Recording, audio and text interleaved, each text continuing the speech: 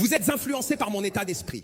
Si je stagne, vous serez surpris de voir que le peu que vous avez accompli vous rendra à l'aise. Quand vous voyez des champions persévérer, ça éclipse ce que vous faites et vous vous dites, s'ils peuvent le faire, c'est un état d'esprit.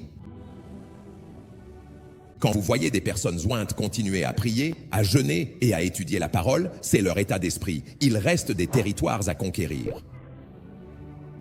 S'il vous plaît, croyance, écoutez-moi. Si ce sermon ne vous touche pas, alors oubliez la liberté. Je vous l'ai déjà dit, les démons m'opprimaient en tant que prédicateur, non comme simple croyant. J'étais déjà loin. J'allais à des programmes et de grands miracles se produisaient. Je revenais et m'allongeais et voilà que ces esprits venaient dans ma chambre. Je me disais, qu'est-ce que c'est que toutes ces bêtises? Comment puis-je exercer le ministère dans la puissance de Dieu? Et ensuite je reviens et ils m'oppriment parce qu'ils ne respectent pas que vous soyez appelé pasteur ou prophète. Dès qu'ils trouvent quelque chose qui les attire, ils viendront. Et ils ne viendront pas seulement, ils prévaudront. Satan vient à moi, la pauvreté vient à moi, la prospérité vient à moi.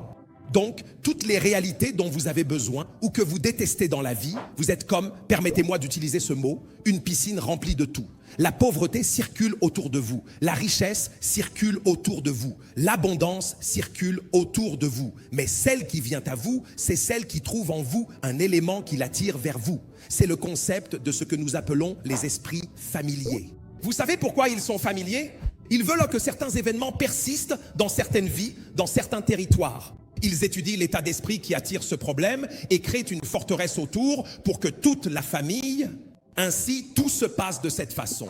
Le grand-père le transmet au père, donc le mal continue. Si un enfant se lève et dit « je vais briser cela », on ne le brise pas simplement en disant « je le réprimande ». Tu le réprimandes, mais tu commences aussi à réorganiser ta façon de penser. Un autre type d'énergie est alors envoyé dans ton village. Pas moi, pas moi. Et les malédictions viendront, mais elles ne rencontreront plus jamais quelqu'un de cette lignée, parce que quelque chose a été modifié.